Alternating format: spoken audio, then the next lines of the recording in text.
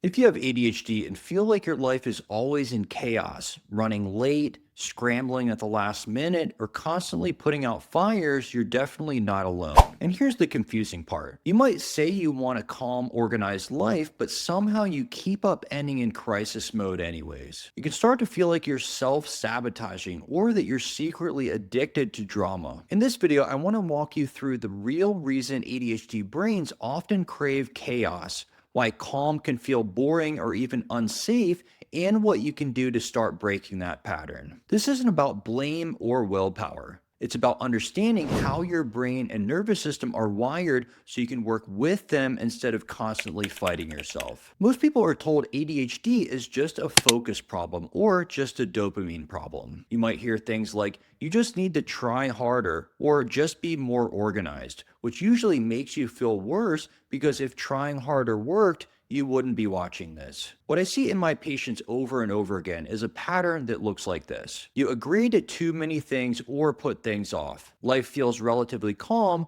but uncomfortable. Then suddenly everything piles up at once. You switch into crisis mode, power through it, and somehow get it done. Afterwards, you crash, feel guilty, and promise yourself you'll never do that again. And then the cycle repeats. On the outside, it can look like poor planning or drama. On the inside, what's usually happening is a combination of an understimulated ADHD brain and a nervous system that has been trained to function best in chaos. So let's break that down. ADHD isn't just about being distractible, it's also about being understimulated in many normal situations. When things are routine, low stakes, or slow, your brain may not get enough dopamine or norepinephrine to feel engaged. Boredom isn't just unpleasant, it can feel physically uncomfortable. So what happens? Your brain learns, often unconsciously, that it performs better under pressure. When there's a deadline tonight, when the project is due tomorrow, when there's a real risk of disappointing someone or getting into trouble. Suddenly, your brain clicks into gear. You get a spike of adrenaline and dopamine, your priorities become clear, distractions fall away, and you finally do the thing you've been avoiding for weeks. That last-minute chaos state becomes the only time you feel truly focused. So even though you say you hate procrastinating, part of your brain has learned, I need pressure or I can't do anything.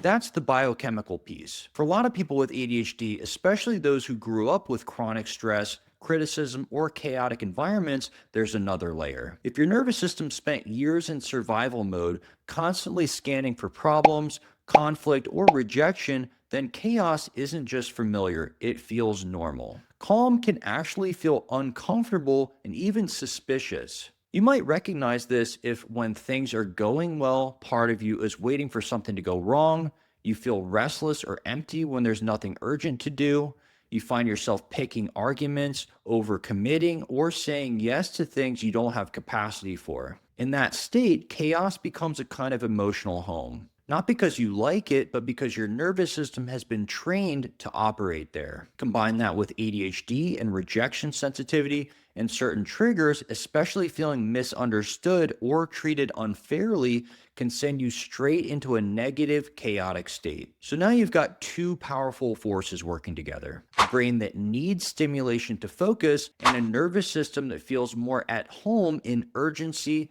conflict, or drama rather than in true calm. This is where I want to be very clear. When you constantly end up in chaos, it doesn't mean you're lazy or secretly love drama. It usually means chaos has become a coping strategy. Think about what chaos gives you: instant clarity. When something is on fire, you know exactly what matters. External structure, deadlines, consequences, and other people's expectations create a framework. Biochemical stimulation. Adrenaline and dopamine finally show up in enough quantity for your brain to actually lock in. For an ADHD brain that struggles with task initiation and sustained attention, chaos can feel like the only way to access your focus on demand. In that sense, it's actually a very creative solution. But the problem is the cost. Living in constant mini crises burns out your nervous system, damages relationships, and erodes your self-trust. You start to believe you can't be productive or engaged without a fire to put out. So the goal isn't to shame yourself for this pattern. The goal is to understand that your brain has been using chaos as a tool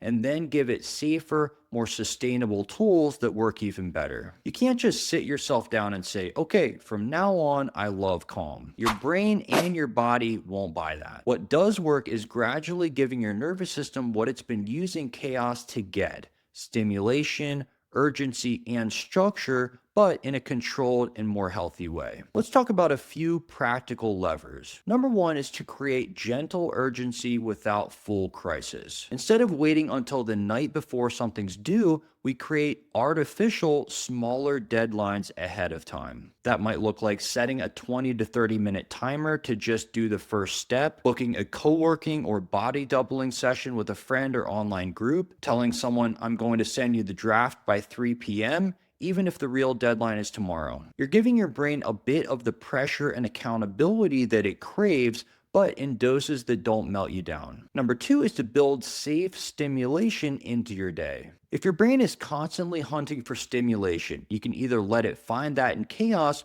or you can feed it intentionally. Safe stimulation might be short bursts of exercise before or during focused work, background music or sound that helps your brain lock in, alternating between different types of tasks to avoid hitting boredom walls, sensory tools like a specific chair, fidget, or environment that signals we're in focus mode now. When your nervous system knows it's going to get regular, healthy stimulation, it stops needing chaos quite so much. Number three is to teach your nervous system that calm can be safe. This piece takes time, but it's especially powerful. Simple practices like one slow breath where your exhale is longer than your inhale, a short body scan to notice tension and release it, a 5-minute walk without your phone just to let your system downshift. These moments tell your nervous system we're not in danger right now. Over time, as that message is repeated, calm becomes a little less foreign. Your brain doesn't need chaos quite as desperately to feel alive or to feel focused. Number four is to adjust your expectations. A lot of my patients with ADHD think the goal is to become a perfectly calm, hyper-organized, always on top of everything person. That's simply not realistic, and honestly, it's not necessary. The goal is to reduce your dependence on chaos, not to remove every bit of spontaneity or intensity from your life. If you can go from needing full-blown crises to get anything done to using small, intentional doses of urgency and stimulation, your life will feel dramatically different, even if you're still a passionate, energetic person. When I work with patients who are stuck in the chaos loop, the first wins are usually small. Things like getting one important task done before it's urgent, saying no to one extra commitment they know would push them into overwhelm, using a 25-minute focus sprint instead of binge working at midnight. As we support their nervous system with sleep,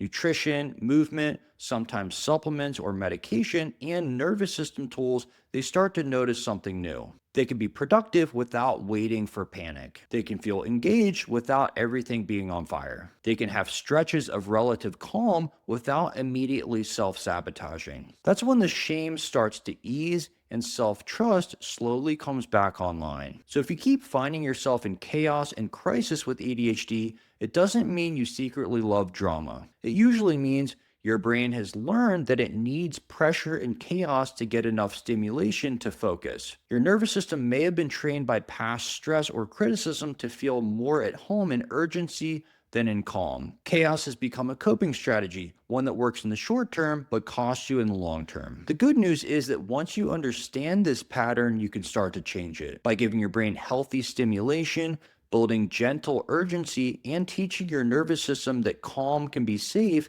You can create a life where you don't have to burn everything down just to get things done. If you're watching this and thinking, this is exactly my life, but I don't know how to change it, you don't have to figure it out alone. If you'd like to work with me one-on-one to look at your ADHD through a root cause lens, including your nervous system, hormones, and environment, you can use the link in the description to get started. Thanks for being here, and I'll see you in the next video.